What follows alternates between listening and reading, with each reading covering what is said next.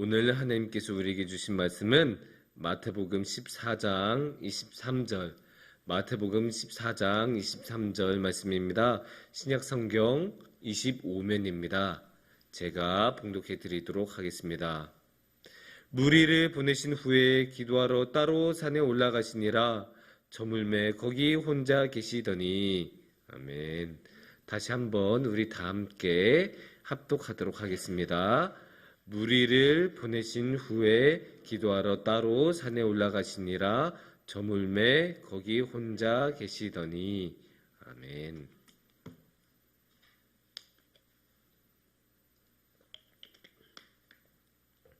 네, 잔상이라는 말이 있습니다. 잔상이 뭘까요? 아주 간단하죠? 막 이게 계속 뭔가를 보고 있다가 딱 눈을 감았는데, 그런데도 몇 초간 순간적으로 뭔가 계속 봐왔던 것이 계속 보이고 있는 듯한 느낌이 드는 거. 이거를 대충 잔상이라는 말로 표현을 할 수가 있을 것 같아요. 근데 이런 잔상이란 거는 사실 특별한 거는 아닙니다. 원래 우리 몸이 그렇게 생겨서 그런 잔상을 보도록 만들어져 있어요. 왜냐? 우리 몸은 엄밀히 말하면 본다라기보다는 시각세포가 계속 자극이 받아서 그 시각세포가 딱 뇌에다가 이 정보를 계속 갖다 주는 건데, 계속 강한 자극을 이 시각세포가 계속 받다 보면 그 자극이 중단이 된데도 불구하고 한동안은 계속 이렇게 날른다고 합니다. 그래서 우리는 잔상을 보도록 그렇게 만들어져 있다고 생각할 수 있습니다. 그래서 우리가 잔상이라는 말을 계속 쓰는데, 이 잔상은 원래는 시각적인 표현이죠. 하지만 시각에만 있는 것은 아닙니다. 왜냐? 귀에도 코에도 그런 느낌이 계속 있을 수 있기 때문입니다.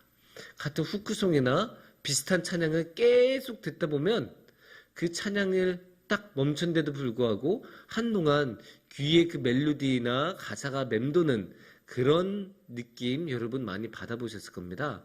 또 순간적으로 강한 냄새를 딱 맡다 보면 그 냄새가 더 이상 나지 않는데도 불구하고 한동안 그 냄새가 마치 코에 달라붙은 것 같은 그런 느낌을 받을 때도 있습니다. 그렇게 우리 몸은 잔상을 느끼도록 그렇게 만들어져 있고, 시각 말고도 여러 가지 감각으로 그러한 잔상을 느끼고는 합니다. 그런데 이런 잔상이란 게 새로운 일을 하기 힘들게 만들기도 합니다. 이게 어떤 말이냐면, 예를 들어 우리가 어떤 영화를 봤다고 합시다. 여러분 아바타라는 영화 모두 아시죠? 아바타라는 영화, 아바타 2도 절찬리의 장르 말에 상영이 됐고 많은 사람들이 그 영화를 봤는데, 그 영화는 시각 효과가 굉장히 좋은 것으로 굉장히 유명합니다. 그런데 그것만이 아니고 영화가 굉장히 길기로도 유명합니다. 3시간이 가까이 되는 그런 영화이다 보니까 그 말은 어떻게 되냐면, 3시간 동안이나 그 시각 효과가 굉장히 강한 영화를 계속 보다 보면 영화가 끝났는데도 불구하고 그 파란 애들이 계속 뛰어다니는 듯한 그런 느낌을 받습니다. 어떤 느낌이 든지까지 말할 수 있냐면, 마치 뇌가 부은 듯한 느낌이 듭니다. 시각적인 효과를 계속 강하게 받다 보니까 계속 잔상이 많이 심하게 남아있고, 그렇게 뇌가 부은 듯한 느낌까지 들 정도이면 한동안 다른 일을 하기가 힘들어지기도 합니다. 그만큼 계속 다시 그 영화의 잔상들이 남아있고 그 강한 시각적인 효과가 남아있기 때문에 새로운 일을 하기가 어려워지기 때문입니다.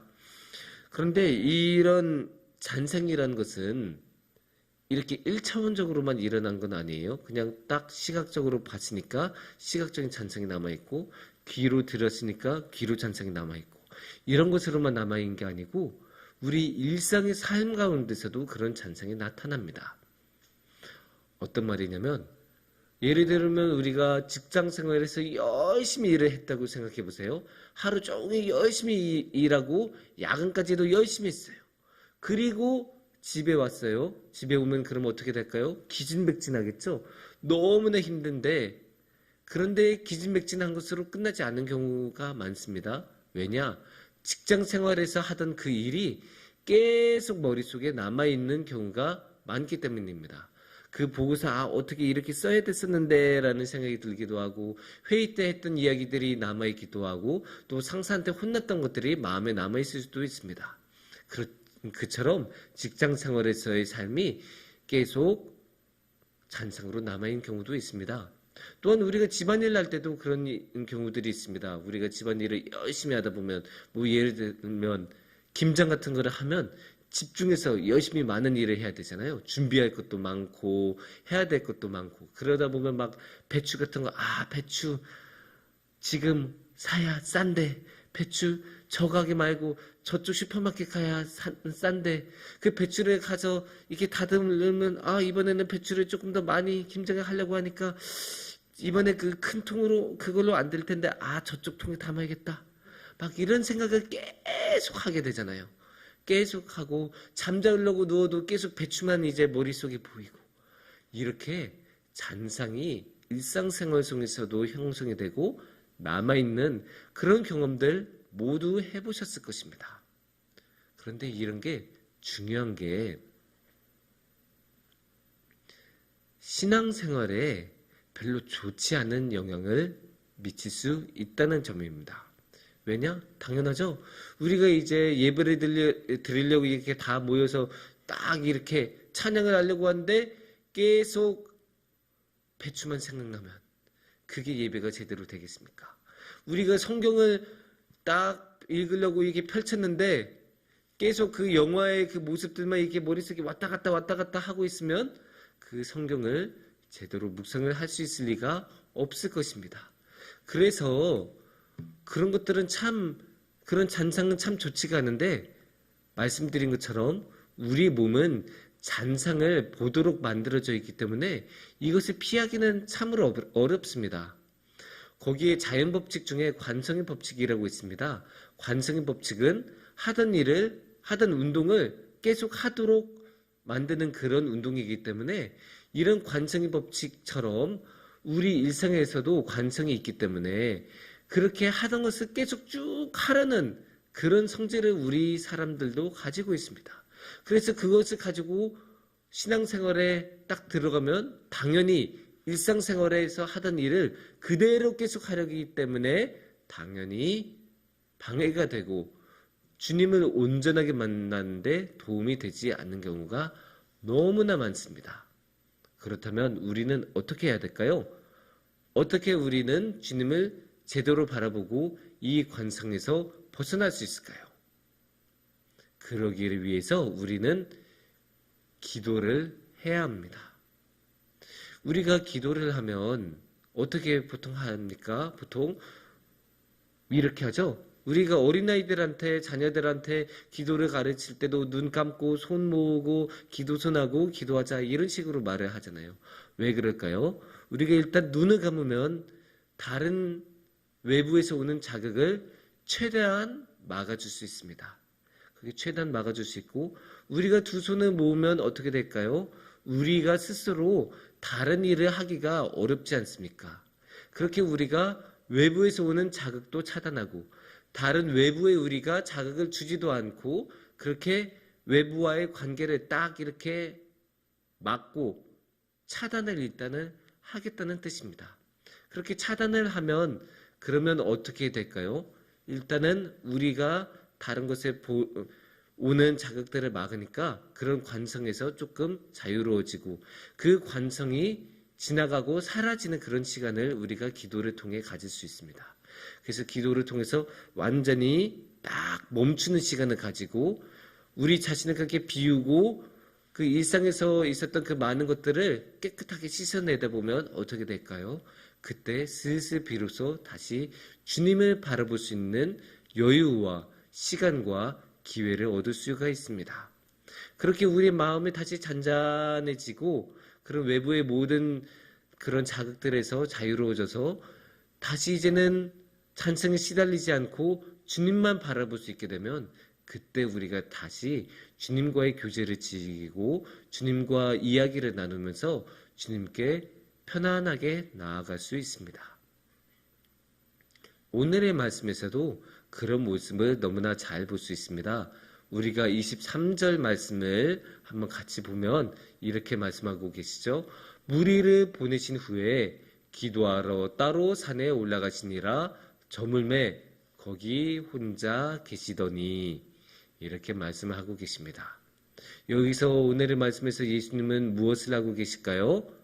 산에 올라가셨다고 합니다. 홀로 산에 가셔서 뭐 하셨다고 합니까? 기도를 하셨다고 합니다.